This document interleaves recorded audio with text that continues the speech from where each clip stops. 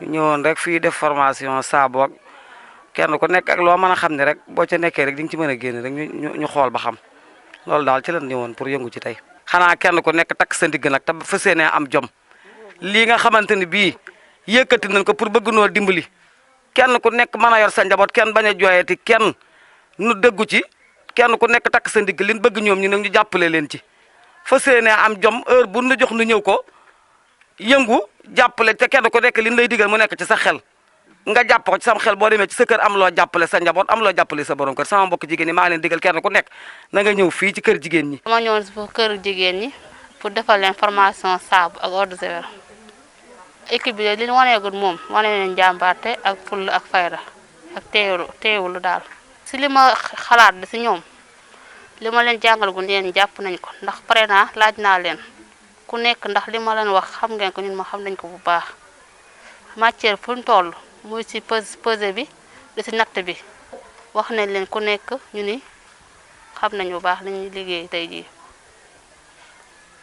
képp ku bëgg a liggéey daal doo fi ñëwee incha allah di nga am ci li xam doo ko jàngee doo yeggee sa kër du fekkee liggéey rek moo la ñor di nga liggéey ndax lépp luñ fi jàngale dañ la ko wax expliqué la ko ci làkk gi nga xam muy olof ñu expliqué waat la ko. natta peese bi yëpp ñu wax la ni ñuy peese ak ni ñuy pesé ni ñuy liggéey saab bi du fekkee saab antiseptique la wàllu gàncax la xob da leen la wax nu ngi koy def ak nu ñu koy liggéeyee ba doon saabu bi ko soxla muy saabu sangu di saabu fóot ak eau de javel. Ndiagouma Codou Ndiaye la donc chef de centre de la maison de la femme entrepreneur. donc kër jigéen ñi bi nga xamante ne moo nekk fii di Cheikh Anta donc tey on est là dañu ñëw fii tey donc pour relancer waat activités yi nga xamante ne donc jamono yi passé dafa xawoon a taxaw donc tey ñu ñëw relancer activité bi nga xamante ne mooy formation en savonnerie donc ak javelisation formation en savonnerie ak javelisation donc tey le premier groupe commencé donc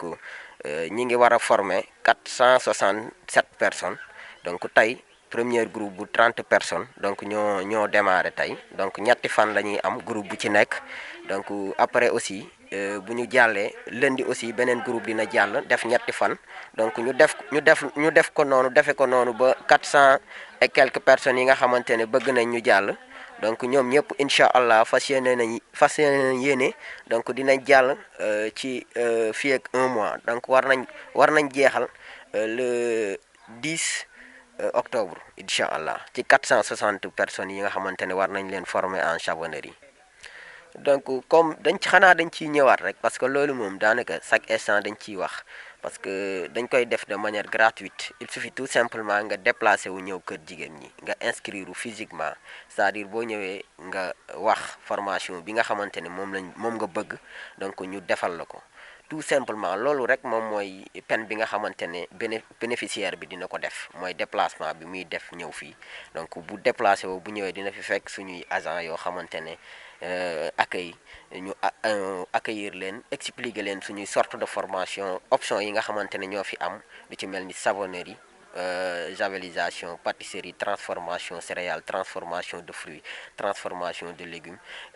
couture teinture coiffure donc je vous rappelle que ne coiffure aussi on doit le démarrer dañ ko war a yóbbu fii ak fan yi di ñëw donc 40 personnes yoo xamante ne aussi dañ leen war a yóbbu comme niñ ko defee ci couture bi yóbbu ay ndaw yoo xamante ne aussi 40 personnes ñu jël leen formation en 6 mois donc coiffure bi aussi on doit le faire noonu lañ ko war a defee ñoom it 6 mois wala 9 mois ñu jël leen ko ñu jël en charge ñun la maison de la femme entrepreneur ñoo koy jël en charge fayal leen ci ñi nga xamante ne ñoom ñooy centre de couture yi centre de coiffure yi nga xamante ne ñoo gën a kawe fii ci Diourbel ñoom ñu subir seen formation am seen ay diplôme. Je vous rappelle que ne kilifa gi muy le directeur de l'emploi Pape Modou Fall je le remercie voilà et je le salue de passage maa ngi koy nuyu aussi di ko remercier de passage dafa ne nañ ko defal li nga xamante ne mooy le reste maanaam suñu base de données bi nga xamante ne moom lañ yor fii nañ ko defal le reste ci planification lépp loo xamante ne nekk na fi ñu bind ko jigéen bind ko ci formation naa ko defal planification pour ñu man ko dérouler fii ak décembre maanaam ci gàttal ma bëgg la xamal ne la fii ak le 31 décembre suñu base de données dinañ ko écouler maanaam suñu képp koo xamante ne bind na fii ci maison de la femme entrepreneur bëgg fa ak formation boo bëgg fii ba 31 décembre jàppal ne sa formation dinañ la ko defal donc loolu mooy ci gàttal li nga xamante ne moom laa jot ci directeur muy ordre donc pour wax la ne la 460 et quelques personnes yi nga xamante ne ñoom ñoo defoon savonnerie ñoom lañ jagleel septembre bi donc septembre fii ba mois septembre bi yëpp saa boo ñëwee nii nga fiy fekk chaque jour amul pause dañuy former donc dinañ former ba écouler suñu 460 personnes yooyu noonu nga xamante ne ñoo demandé woon savonnerie buñ ko paree dinañ jël yeneen formation yi ci des 2 jours la ñuy noppalu entamer yeneen formation yi nga xamante ne moom lañ demandé parce que directeur d'après lui dafa bëgg ñu écouler suñu base de données bi de telle sorte que 31 décembre ñëpp dañuy jeex donc ñu jeexalaat ak ay nouvelles inscrits ci année bu bees bi ñu commencé ak ay nouvelles inscrits loolu mooy bëgg-bëggam te loolu aussi lañ koy defal. ku appel bi may lancé donc bépp jigéen mooy donc nit ki da ngay xam sa njariñ. sa njariñ boo ko gisee fu mu nekk da nga fay dem parce que c'est pas facile nit ki di la defal formation di la ko may gratuitement di la defal. Parce que boo fàttalikoo ñun suñu liggéey mooy dafa tënku ci ñetti F ñun ci ñetti F la ñuy liggéeyee donc mooy formation formalisation ak financement donc ñu nekk ci benn phase daal di koy cumuler ak beneen phase bi ñu nekk mooy phase su formation boo cumuler ko ak beneen phase bi muy formalisation ku ñu former ñii bu ñu leen former ba pare dañ koy placer. am na ñoo xamante ne nii ci seen formalisation lañ xarañ formalisation nag moom mooy maanaam def de telle sorte que yow nga valable nga formel nga ami këyit tey nekk GIE boo xamante ne foo dem dina reconnaître. remercier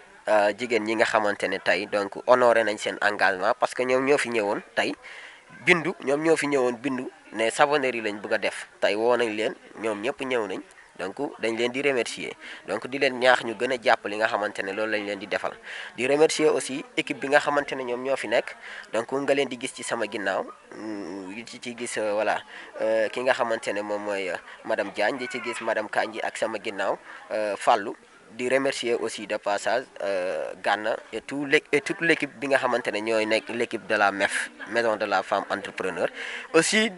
je ne cesse de remercier ki nga xamante ne mooy suñu kilifa à chaque fois je le dis le directeur de l'emploi Pape Modou Fall kooku aussi dañ koy beral remerciement parce que li mu def nii c'est pas du tout facile te li mu def noonu la ko tasee ci njaareem il y a beaucoup d'entités yoo xamante ne nii donc tas na ko ci njaareem kenn ku ci nekk mi ngi gis boppam ci lu ne donc fii nag li ñu concerné mooy maison de la femme entrepreneur donc suñu côté dañ ko ciy remercier loolu lañ am pour remercier ko man ak agent yi ma àndal yëpp ak équipe bi ma àndal yëpp ñu ngi koy remercier di ko sant te di ko wax ne liggéey bi mu ñu jox aussi dinañ def lépp lu ñu man pour mën a voilà donc def liggéey bi ni mu ñu ko waxee pour mën a am benn réussite voilà am ci gain de cause